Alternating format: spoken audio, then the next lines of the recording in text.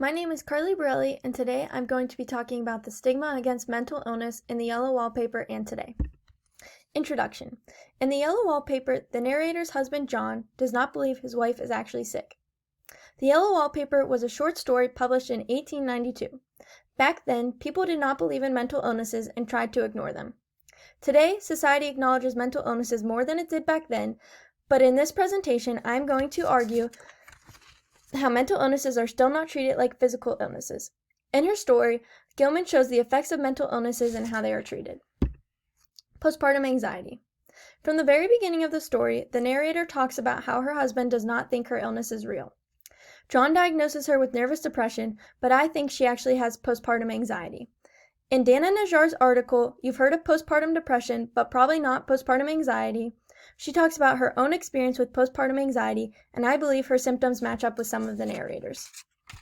Najjar states that common factors in all cases of postpartum anxiety are paralyzing worry, often accompanied by inability to eat, sleep, function in any meaningful way, and most critically, to connect with an infant. Throughout the Yellow Wallpaper, the narrator typically does not have much of an appetite, naps during the day because she does not sleep at night, and does not care for the house or baby in any way. When she talks about her baby, she states, "I cannot be with him, it makes me so nervous."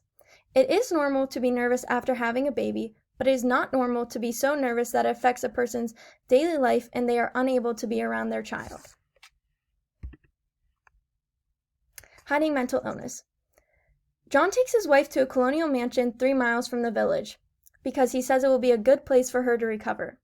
I don't believe that. Instead, I believe he was trying to hide her and her illness from the rest of the world in an attempt to protect his status. He was a doctor, so he would have been wealthy and would have held a high status in society. Therefore, he did not want people to think she had gone crazy and associate him with marrying a crazy lady because that would be frowned upon. The only time he lets her see anyone besides his sister, who takes care of the house and baby because she couldn't, was for the 4th of July. Although he says going to this house will help her get better, he really does it to protect his ego and his precious status. Because back then, men made the rules and women followed men's orders. Physical symptoms of mental illness. One of the most powerful quotes from this story is, "John does not know how much I really suffer. He knows there is no reason to suffer, and that satisfies him." I believe the narrator was showing physical symptoms of mental illness, but John ignored them and only saw what he wanted to see. According to the American Psychiatric Association, some warning signs of mental illness are nervousness, unusual behavior, sleep or appetite changes, withdrawal, and illogical thinking.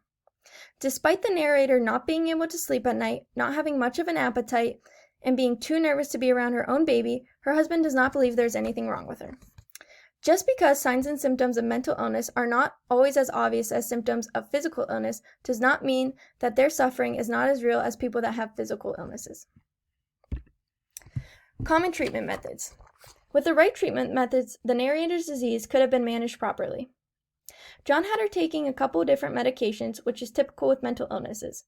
Although not all mental illnesses have to be treated with medication, it is just a very common method.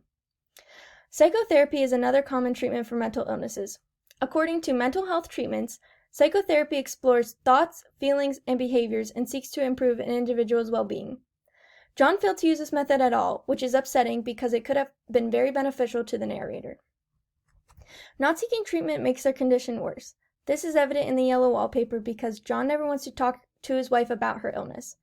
He thinks he knows what is best for her and does not let her make any decisions. He even tells her that the worst thing to do is to think about her condition. This is ironic because by trying to ignore her condition, it actually got worse. In conclusion, stigma is present throughout all of the Yellow Wallpaper. People still try to hide their mental illnesses, just like when John took his wife to that house 3 miles away from the village. He ignored her physical symptoms and did not believe she was actually sick. He loved her and tried to help her, but she needed more help than he could give her. Even though mental illnesses are quite common, people do not like to discuss them because they make them uncomfortable. It was apparent it made John uncomfortable because he never let the narrator talk about her mental illness and even told her not to think about it. He thinks that thinking and talking about it would make her condition worse, when in reality it would have helped her improve and get better.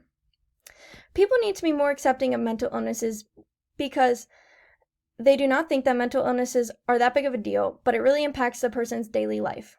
I believe this story brings awareness to the stigma about mental illnesses and should make people realize that they need to be more accepting of mental illnesses because mental illnesses should be treated just like any other illness. Here's my sources.